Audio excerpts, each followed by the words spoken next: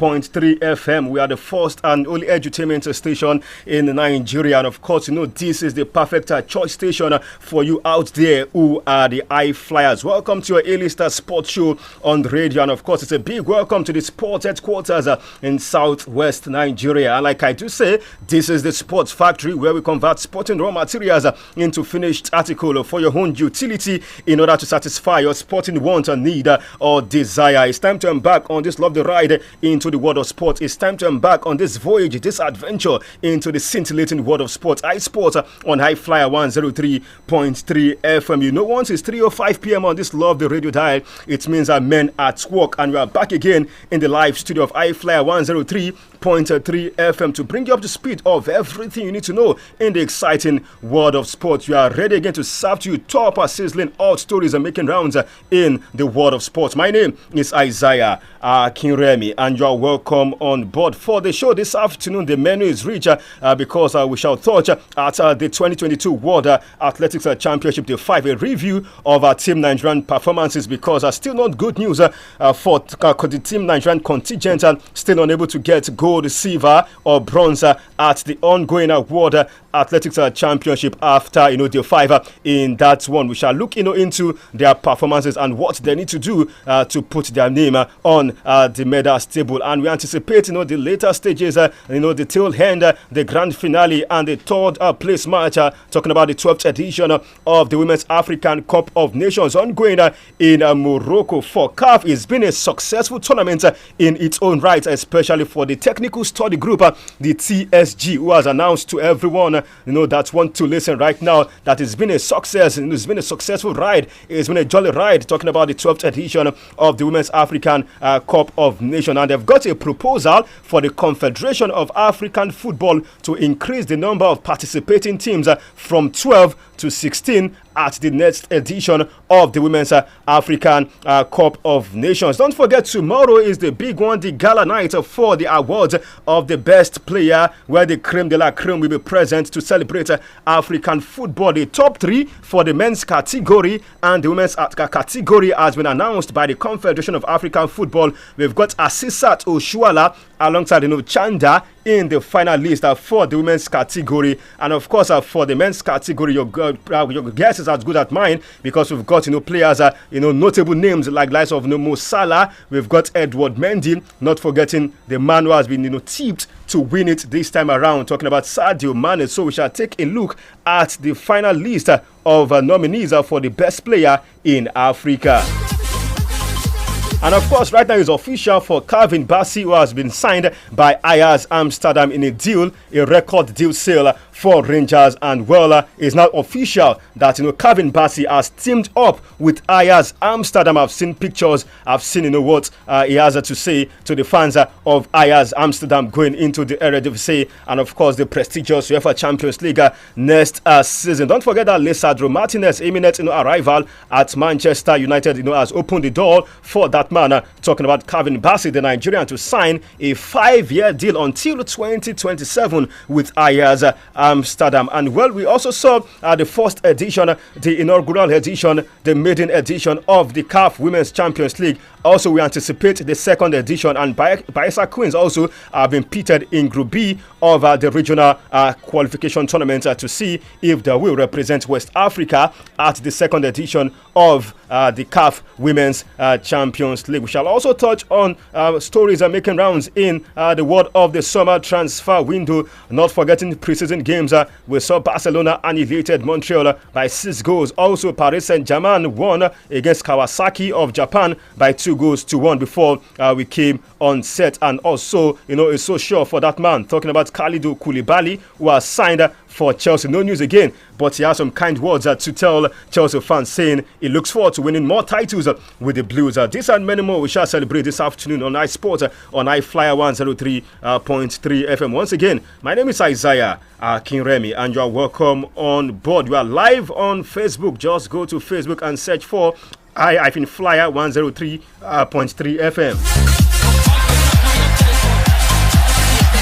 search for I-FLIER 103.3 FM. You can get to watch us live and all our programs on I-FLIER 103.3 FM. When the time is right, I will open the phone lines for you to join the conversation. 091 6000 1033, 091 6000 1033, or 0705 500 1033, 0705 500 1033. Welcome to our world iSport on I-FLIER 103.3 FM. I've got the regular guys, the cast, here with me to celebrate top stories making rounds in the exciting world of sport. Let me start with Pelumi Adeosun. Pelumi is here with us this afternoon. Pelumi, good to see you again. Welcome to the show. Yes, good afternoon. Good afternoon to you. Thanks for having me. Okay, it's a pleasure having you on the show anytime you are on set. And well, the big man also, Benjamin George, is also here with us in the live studio. Benjamin, it's good to see you again. Welcome to iSport. Yeah, a wonderful afternoon to our viewers and listeners at home. It's good to be on the show again.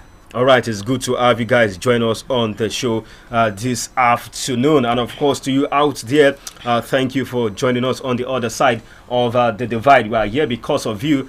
And that is why I say it is a symbiotic relationship between us here and you out there listening to us on iSport on I-FLIER 103.3 FM. Before we move straight to the beautiful round leather game, I was discussing with Pelumi Offset about, the performances of Team Nigeria at the ongoing 2022 World Athletics Championship. Is the 5, and of course we need to take a review of the performances of Team Contingent Nigeria. It's not been a good one for us. No medal of any color, just like we said yesterday. And taking their review, Belumi, this afternoon, a quartet of Nigerian sprinters, talking about Favour Ofili, Grace Nwokocha, Rosemary Chukwuma, and Udodi Onwuzurike were in action on the 5 of the Oregon 2022 World Championship, all participating in the 200 meters semi-finals. The women's 200 meters seems to be at the very highest level ever,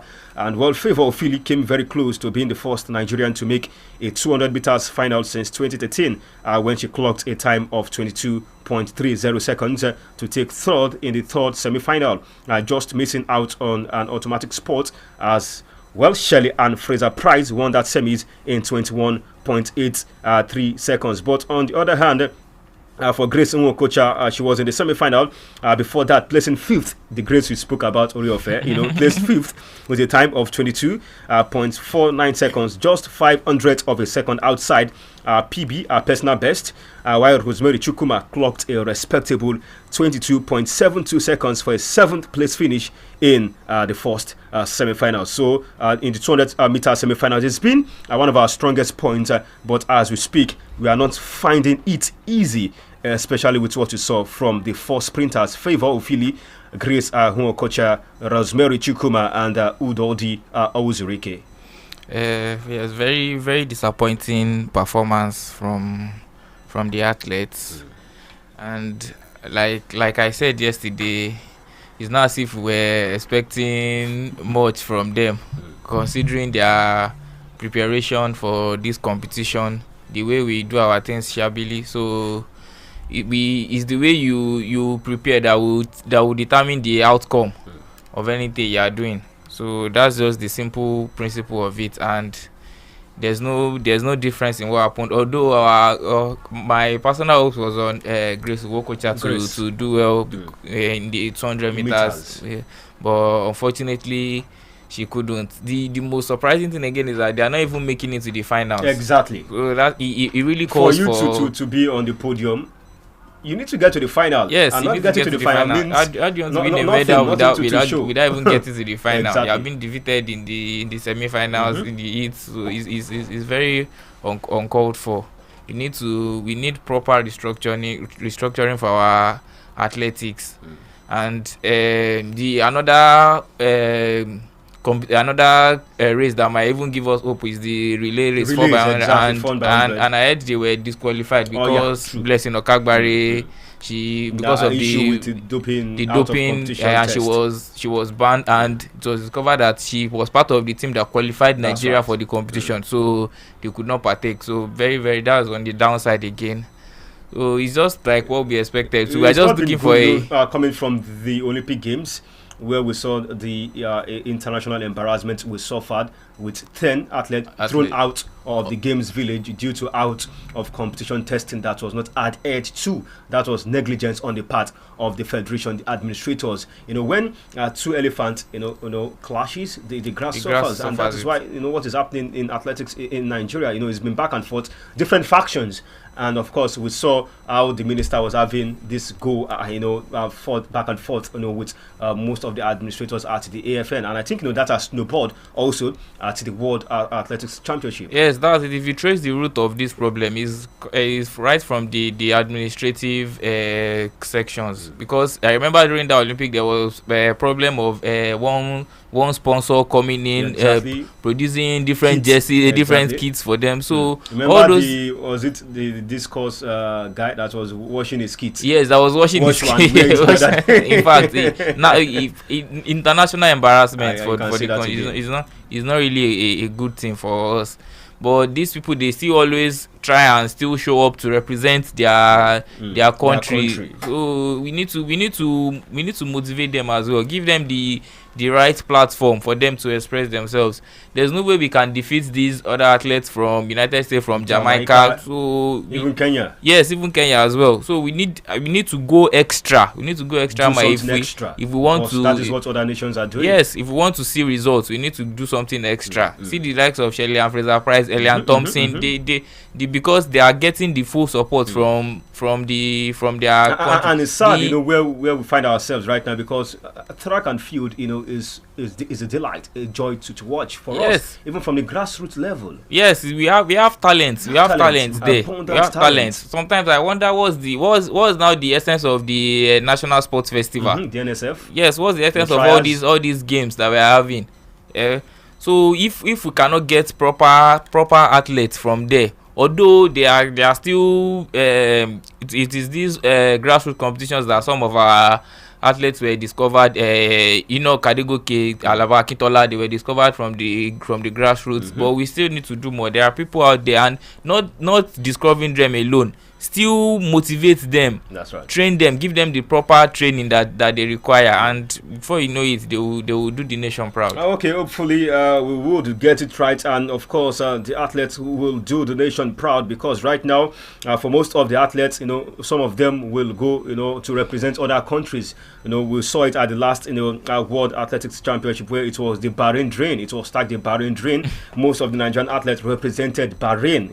A core ebook babe was representing Bahrain, and of course she was proud representing that country. We've seen the likes of Olusoji Fashuba, going. Yes. There's also the wrestling man who is in charge of the wrestling federation. Danny Gali did well for Canada then, and he came back. So we need to get it right in that one. Just like Pelumi said, Britain's Asher Smith ran a season best time to reach the 200 meters final and continue a title defense at the World Championship in Oregon. And of course, looking at the medal table as we speak, United States, are still leading right now with 6 gold, 5 silver, and 7 bronze.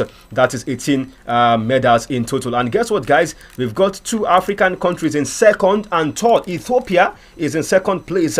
Looking at the medals table of the Oregon 2022 World Athletics Championship, Ethiopia 3 gold, 3 silver, no bronze medal at all. A total of 6 medals for them. And Kenya, of course, they have, they've got 1 gold, 3 silver, and 2 bronze medal to make it 6 in that one. So 2 Africans, trying to ruffle feathers, Ethiopia and Kenya. Not unsurprisingly for us, these 2 nations have been doing well when it comes to the track and field event. Right now, let's take aftermath of the ouster of the Super Falcons of Nigeria against the Atlas Lionesses of Morocco. Let me talk to Benjamin on this. Benjamin, I was speaking with my colleague, in the office, talking about the sports ambassador on the notorious display of the North Africans when it comes to trying to create a hostile, atmosphere environment for visiting teams. I'm very sure you are aware of their tactics of using laser light. They point the laser light, the green light, yes, on the eyes of opposition. And I had no sympathy for the Pharaohs of Egypt in their qualification game against the Teranga Lions of Senegal, when the Teranga Lions of Senegal fans also repaid them in their own coin by flashing laser lights, especially on Mo Salah.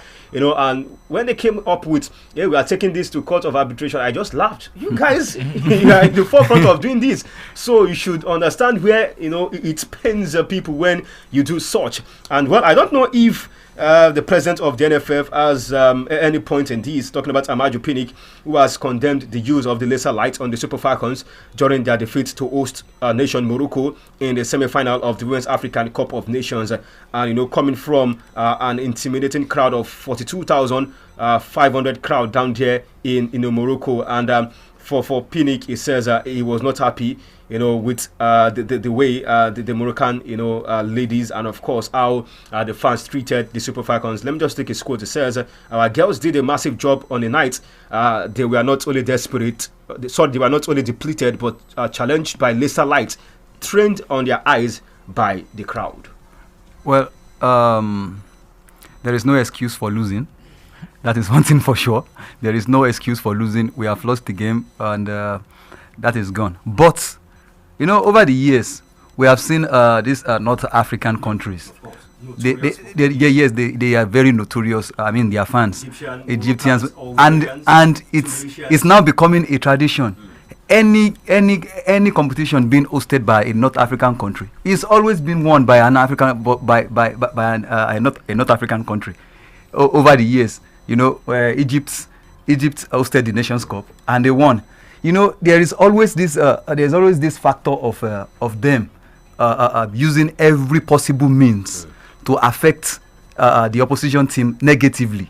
So this laser light of a thing is just part of it. But don't you think there should be a law by FIFA and CAF, to stop this? Search the fans. Don't bring laser lights into the stadium because it affects the vision, of the players, to give their top-notch performances. If you are playing football and you want to take a penalty and I on the laser lights, it's going to disrupt your vision. I think they should take a stamp, clamp down on laser lights being brought into the stadium, especially by these Arab nations. And I think that game between Senegal and Egypt was a perfect time to put a stop to this. Well, I still believe there has been some scenario whereby players refuse to play when they are being disturbed, where they refuse to play, talk to the official. I believe if it is really disturbing, the players should come out and say, okay, come, this thing is affecting us. Ref, we can't go on with this game. These things are affecting us. You understand? So it is not after we have lost the game, then we start complaining. It's for people, for other countries, or let's say the African, North African countries. It seems like an excuse of losing, but it is not a good deed. Pointing laser lights on players. Definitely, it is going to really disrupt, no matter how. I go fear because you don't know what is coming from the crowd. Yes, of course. I'm going short or something. It is not a dating. It's not good. It is not a dating. It has been happening. You can adopt different antics, Pelumi, but laser lights. I don't know. Yes, I see it as an unsporting behavior. That's the way I put it. To just back up what my colleague here said, it is not a good deed at all. There should be like a regulation to clamp down on it. At least these fans, when they are entering the field, they are entering at a security post. Yeah, now exactly. It doesn't take them anything to be checked. There should be security. They are always checked for other harmful materials. So why should laser lights not be part of it? So they see it as something that you can use it to affect the opposition player. But another thing is that the players they were not complaining. They didn't complain actually. So I don't know why the NFF president is making an excuse for them when he was not even on the pitch. I saw it. Of course, I saw it. I was telling my friend. He didn't even notice. I was telling him that anytime Nigeria player wants to play the penalty, they will point the light at the Nigerian player. Anytime Nigeria goalkeeper wants to, they will point it at. So it's like it was definitely going to affect them. But maybe because they are professionals, they didn't show it. They didn't show because at one point or the other they could have complained to the referee. So That's why I said you should not still see it as an excuse, because even if the game did not enter penalties, would that have happened? They can't be using laser light on you during the regulation time, during the match. Right. So it's still, but still there should still be a regulation to clamp down on it. Hopefully there would be a regulation to clamp down on the usage of laser light in football. But let's still stick with CAF stories. And of course, for most of the guys, I don't know, about my friends here in the live studio, the assessment of the ongoing 12th edition of the Women's African Cup of Nations. If we've seen any improvement from the last editions, if this could be regarded as a success, because the members of CAF Technical Study Group, the TSG, have pointed to the increase of teams in the Women's African Cup of Nations from 8 to 12 as the key to the considerable increase in the level of and standard of the tournament. TSG members, talking about Clementine Toure from Cote d'Ivoire, Mesita Gol from Ghana, and Jacques Chimpanga from Namibia, told pressmen yesterday to give their impressions of what has been a very exciting tournament to date. And let me start with you. You agree? It's been successful. We saw a record crowd in that game against between Morocco and Nigeria. And yes. I think women football is evolving as we speak on the continent of Africa, just like we've seen in the continent of Europe. And you think from 8 to 12, are they asking for from 8 to 12, for this tournament, and 12 to 16? Are they asking for too much, or they should just take it one step at a time than bringing in more participating teams?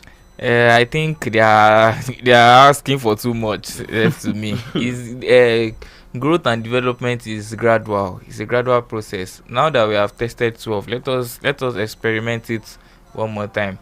We had a lot of debutants in this competition, and right. they didn't really do well. So let them still maintain the 12. If we're having 16, that means we'll be having more debutants again, even coming into the competition.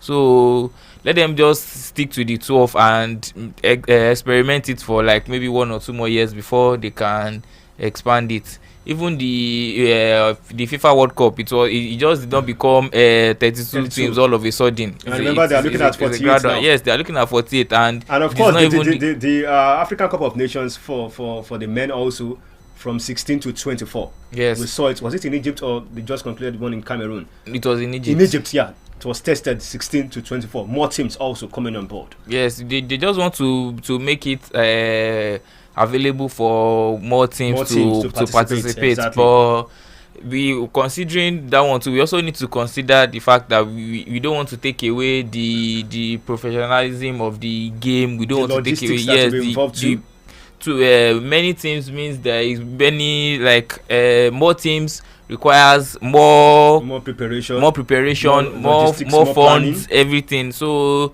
and it's always good to prepare for a competition for 8 teams that will be executed properly than 24 teams and it will just flop. Well, I don't know if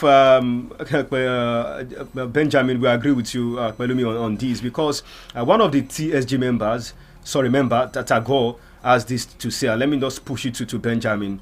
I think she's making reference to equal representation on the number of federations we have in Africa. Taking the quote of the Ghanaian Tago, who is also a member of the technical study group of CAF. She said, "We have seen the level of this edition. The level will be even higher if we have more nations. We have 54 federations in Africa, so it would be wise to have more selections at WAFCON." Yes, of course. It's because looking at 54, I think she has a point here. Let me if you agree. And Benjamin, yeah, of course. 54 federations, member federations that are subscribed to CAF, and you have just 12 teams in the competition, top elite competition when it comes to women's football in Africa. As much as we would want more teams in the Nations Cup or in our competition in Africa, as much as we want more teams, we still have to look at the facts, the competitive aspect of it. Okay. When you have around 50 something teams in Africa, 54 federations. The qualifiers is going to be really tough. If we are going to select only 12, that means the best are going to qualify. We have to look at the competitive aspect of it. But when we look at the issue of the World Cup, the Olympics, and all, the more teams we have in Africa, might help increase the numbers of African teams that African slots. It might help in increasing our slots in international competitions, world competitions. Well, it's if we have a plan in Africa to develop our sport, I don't think there is anything bad in increasing the teams. Okay. You know, it's really going to bring more pleasure. You know, pleasure more to appearance, more for appearance, teams. and you know, so many countries will be very opportuned and excited. We have more excitement, and we look at the financial aspect of it, how it's going to help economically throughout Africa. You know, when we have more teams joining the AFCON or the WAFCON, we would see a lot of investors, you know, TV rights and other type of investments. Okay.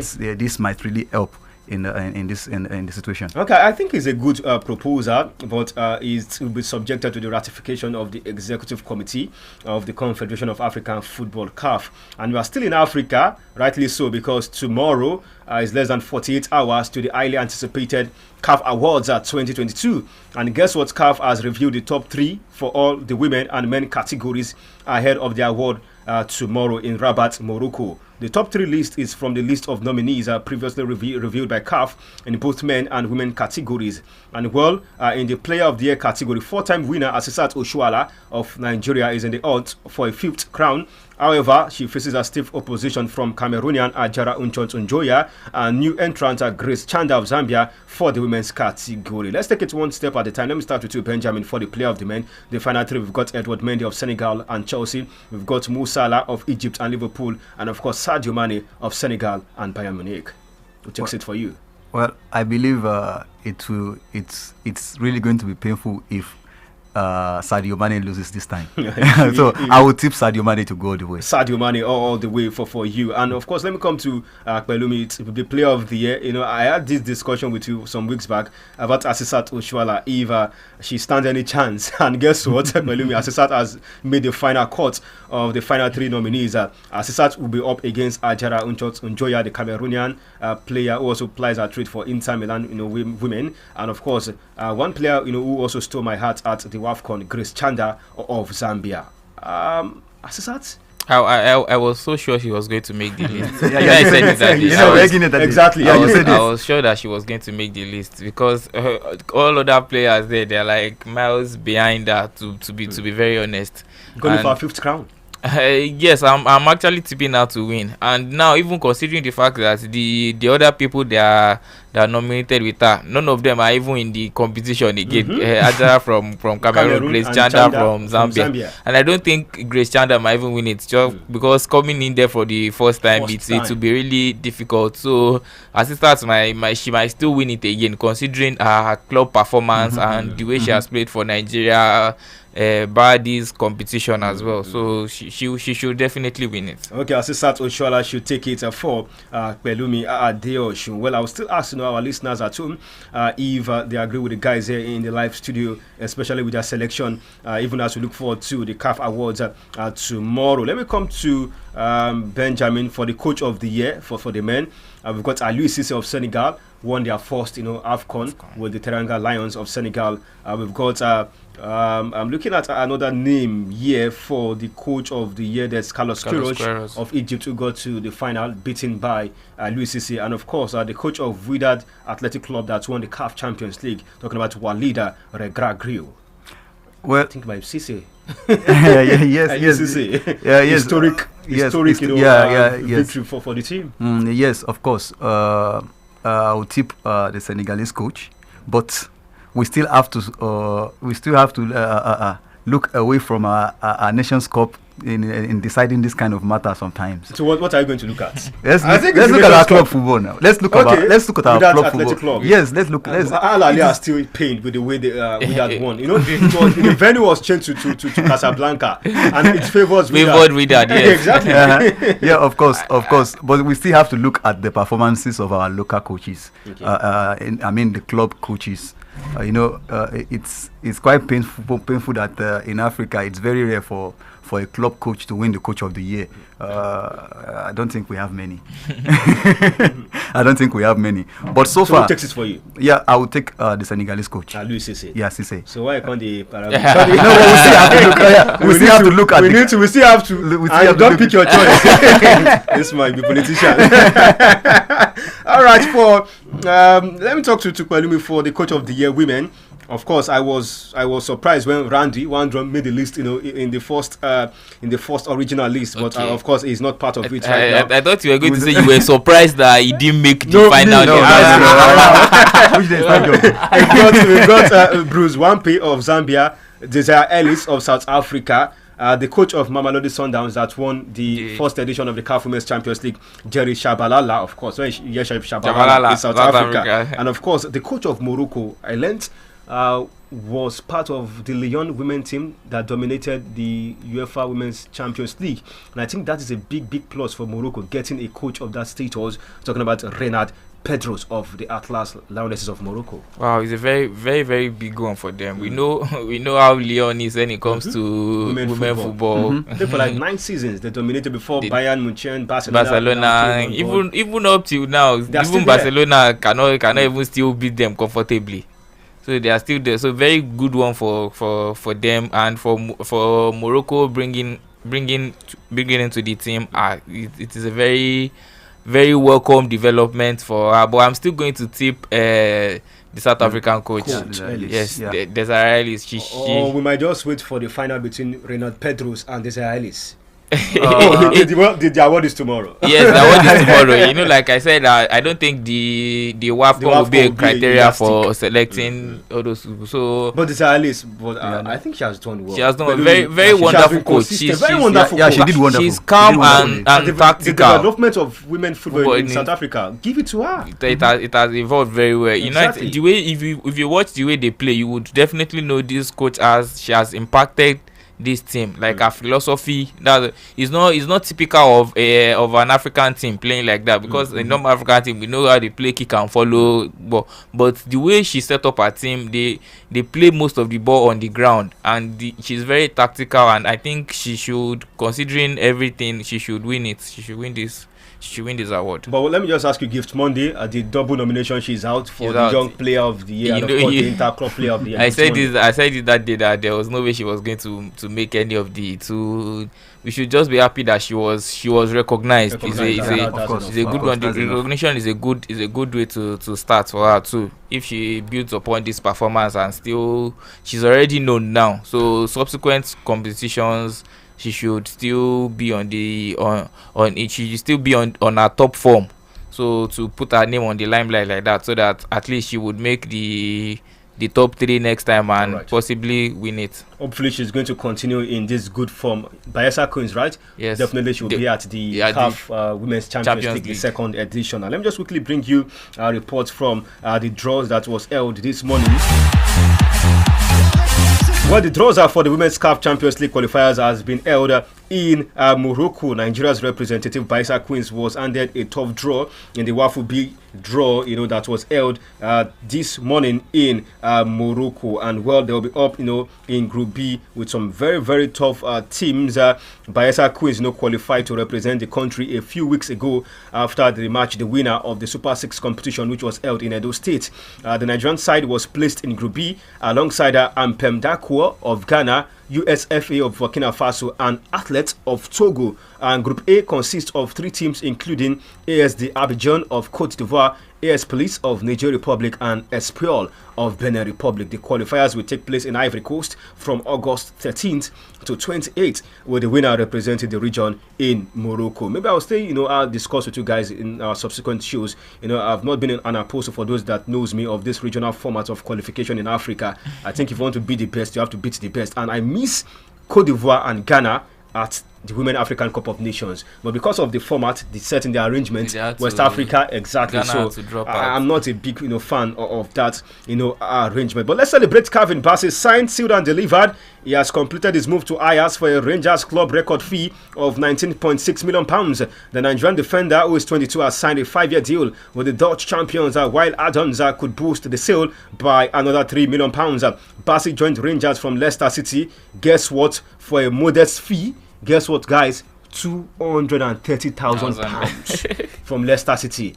And Benjamin, this guy has evolved. He played over 50 games for Rangers. He was part of their historic winning, league title last 2 seasons, and of course, he was instrumental for them getting to the finals of the Europa League. And also, he was instrumental winning the Scottish Cup against Hearts of Scotland. And guess what? He was named the young best player for Rangers last season.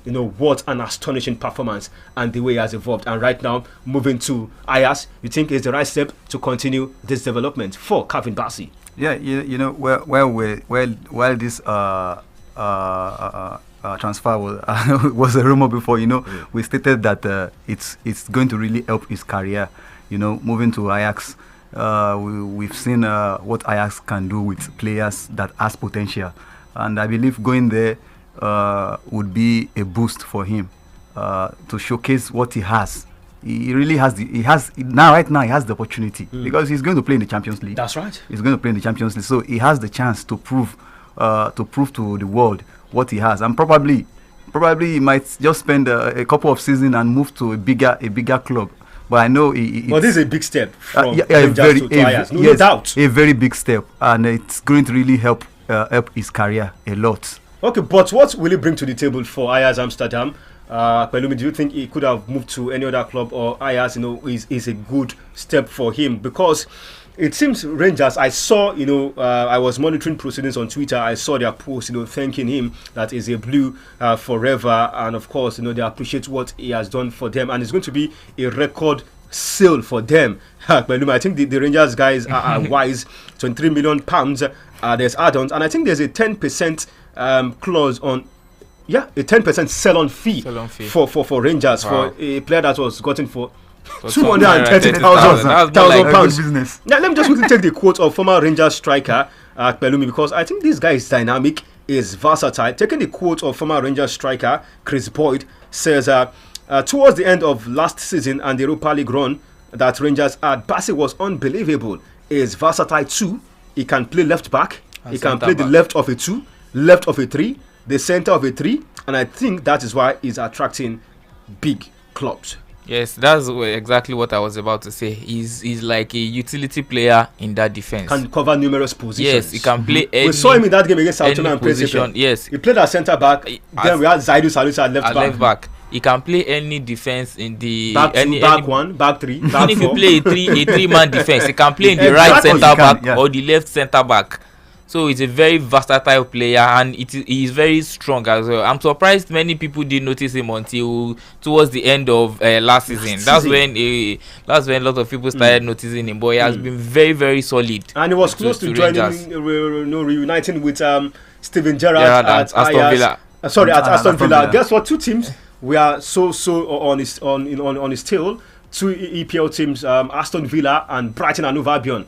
And I spoke about him moving to those teams that you might just be in the shadows, just like you spoke about Osimhen not going to Man United because of Ronaldo. Because if he moves to Aston Villa, there's a certain Digne at left back, and in centre back there's the captain. Is it the captain? Tyrone Mings. And at Brighton, I was looking at Mark Cucurella. He won't start. So I think it's a good move. Yes, it's a good move, considering the fact that he's also walking straight into the team, walking straight into the lineup, following the departure of Lisandro Martinez to United. So he's just walking straight into the team. What just remains for him is to adapt to the league and just start playing his football again. He will get to announce. I think Rangers will be at the Champions League too. So, next season, yes. So either he stays Rangers or Ajax, he will still play Champions. But Ajax is more like big club for everybody him. Everybody gets new level. and considering the business aspect of it, it's good one for Rangers. They are making a lot of money. 230,000 pounds, and you don't do the maths. No, I have not. but 23 million. That's like See, now 230,000. It's a big money for a club like that. Exactly. Record sale for them. Record sale for them is a big one. Considering the fact they would also be getting 10% sell-on fee, 10%. And I'm sure if he maintains this performance, if Ajax are going to sell, we know if Ajax want to sell the player. Of course they will sell. They sell. They shall be sell. So it's a win-win situation for the player, for the three parties, Ajax, Bassi, and Rangers. That money too for Ajax in the current transfer market, 23 million pounds is chicken change. Yes, it's chicken change. They are still going to it's just typically the money they made from selling Martinez United, exactly. And they still have more. All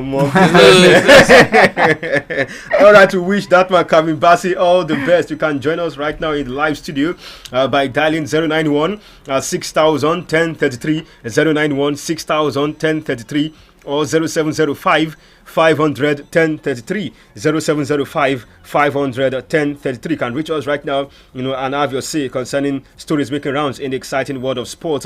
Do you think Sadio Mane will defeat Edward Mendy, and of course Mo Salah to win the best player in Africa? Can Asisat Oshoala stand a chance to getting our 5th crown as the best player, the queen of African football? And of course, for Calvin Bassey, what was your take? Calvin Bassey moving to Ajax Amsterdam for 23 million pounds. You think is a big move for the Nigerian defender, and your expectation for Calvin Bassey next season? And for Chelsea fans, your expectation from Kalidou Koulibaly going into next season? 091 6000 1033 091 6000 1033, or you can reach us through 0705 500 1033 0705 500 1033. Still iSports on I-FLIER 103.3 FM.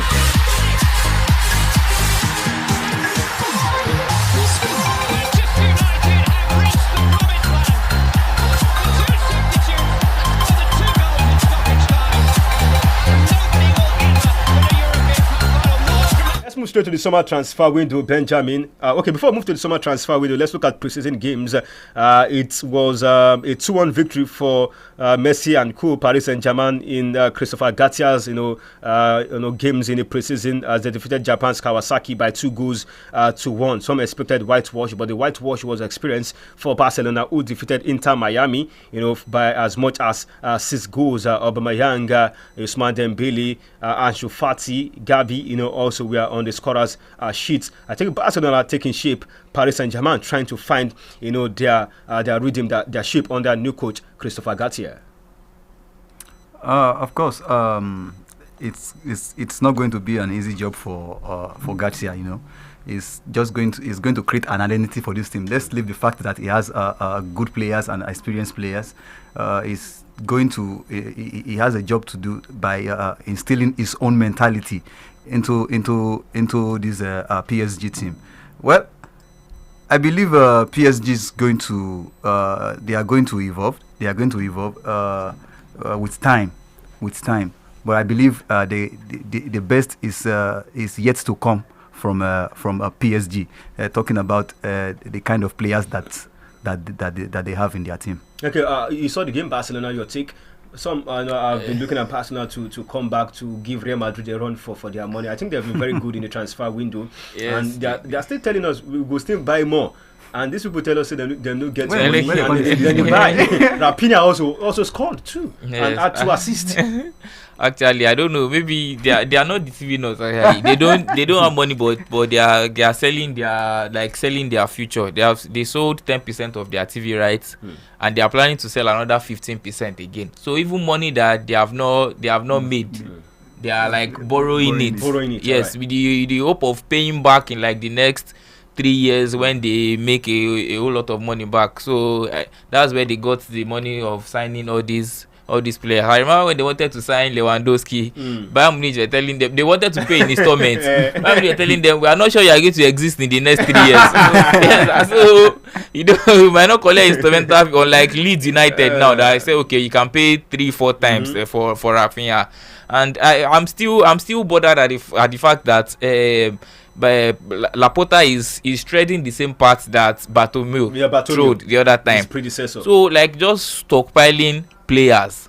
We were counting the number of attackers that Barcelona have now. They're like Aubameyang still did here. Yes. And there's also Lewandowski. There's Aubameyang, Lewandowski, Memphis Depay, Ansu Fati, Dembele, Rafinha, Martin Braithwaite, Luke De Jong. That's 8.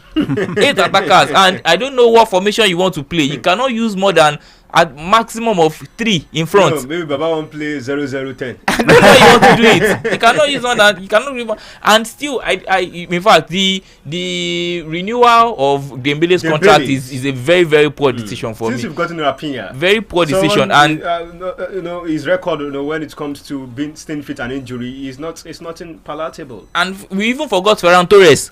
Ferran Torres is there as well. Ferran Torres can even play. So that's 9. I don't know how they want to play them, and the midfield is already stocked. Or he's stocked too. Yes, they got Frankesi. There's Busquets, there's Gavi, there's Nico, there's Pedri, and you even refuse to release Frankie De Jong because of the deferred wages that they don't want to pay him. So that's why they refuse to release all these players. I don't know how Xavi wants to manage. They are fantastic players actually. They are all fantastic players. Now the problem is how the coach is going to manage every one of them. We know how players can be. If they don't get to play, if you put the player on the bench for like 3-4 games, they will start grumbling.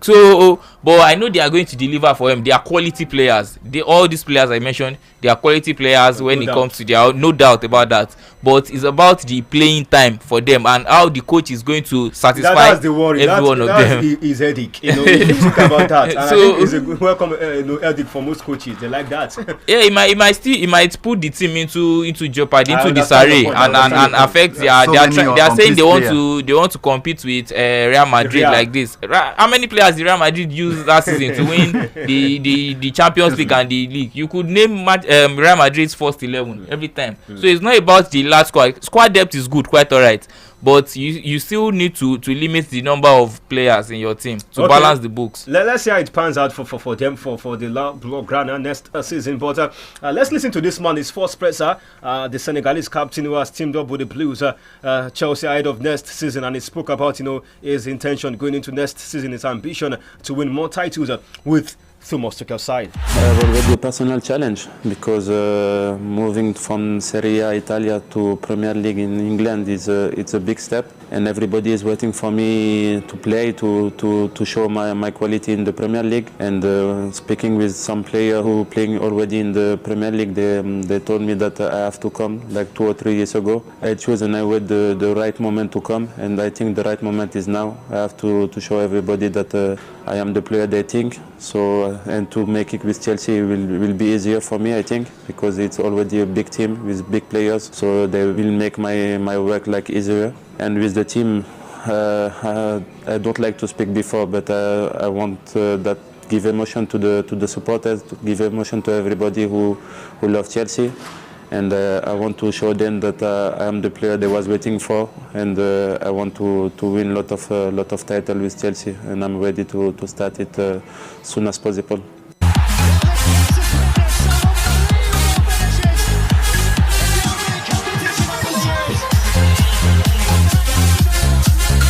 That was Khalido Koulibaly saying I can't wait to get started to win more titles with the Blues. Thank you, Raji Ibrahim Adewale. I got a message on Facebook. Thank you for joining us on the show. And let me start with Benjamin real quick. We have less than 2-3 minutes to leave the live studio. Is this, a good signing for Chelsea? Do you think it could, just be one of the best ever signing for the Blues? Because they've, raided the Serie A for some while, gotten some players from Serie A, Shevchenko, Jorginho and co. Him coming to Chelsea, you think is a perfect fit alongside the Brazilian, talking about Thiago Silva, or you think the Chelsea could just regret at the end of the day, just like they did with Boligoli Lukaku, after there's no suit or allow that future to go, the likes of Tammy Abraham, who did well, and of course we know how Fikayo Tomori did well with AC Milan last season. Well, one of the barriers that I thought Koulibaly could have the language barrier. And his English was smooth. Yes, Exactly. the English was smooth. I wasn't expecting that. I wasn't expecting that. So I believe with a better communication, Kalidou Koulibaly is already an established player in the defense line. And when we look at the Serie A, we know how their defense could be, how rugged their defense line could be in the Serie A. Assuming it was a striker or a midfielder, I would have had my doubts. But as a defender coming from the Serie A to the Premier League, I believe, and with the kind of team he's coming, I believe it fits into this Chelsea team. All right, real quick, Pelumi, well. is Koulibaly the perfect fit, the perfect replacement for Antonio Rudiger, for a player who has all the qualities necessary to start in the Premier League with over 300 appearances for Napoli? Yes, he has arguably been the best defender in Serie A, season in, season out, and him coming to Chelsea, replacing Rudiger. You know, we were saying it that day. To me, I feel it's just like a perfect replacement for Rudiger. Not really an upgrade, considering the form that Rudiger is before he left. Not really an upgrade, and considering I would have preferred Koulibaly coming in 2 or 3 years earlier. But now that he's still coming in, it's just like on Chelsea the same. Came for him in 2016. Yes, Napoli did not sell. So it's just like on the same level with Rudiger. It's just the same way, like Rudiger never left, him coming back. And I still think he and Thiago Silva will still help the other players to develop as well. Yes, experience wise, he shouldn't have a problem. Okay, Koulibaly is a very good defender. Okay, we'll see. We are going to watch him closely. But as we go, Roma today announced the signing of Paulo Dybala on a 3-year contract after the Argentine forward deal with Juventus expired. And of course, it's now official. Matis de Ligt have signed, Bayern Munich have signed Matis de Ligt for 77 million euros on a 5-year contract. A good one for the Netherlands international. Thank you, Pelumi, for coming on the show. Thank you for having me. Benjamin, also for dropping by. Yeah, and of course, a big thanks to you out there, the real MVPs, for sticking with us on iSport, on I-FLIER 103.3 FM. We appreciate your time. Please join the sports ambassador Demola Olamileko and his crew for L'Oreal. Join them by 5 p.m. Today, this evening. But I'll see you tomorrow morning by 8:30 a.m. for Sport Drive on I-FLIER 103.3 FM. Appreciation also goes to my studio manager, Yodeji Jenyo. Not forgetting my producer, talking about Big Sam. Enjoy the rest of your day. My name is Isaiah Akinremi, signing out.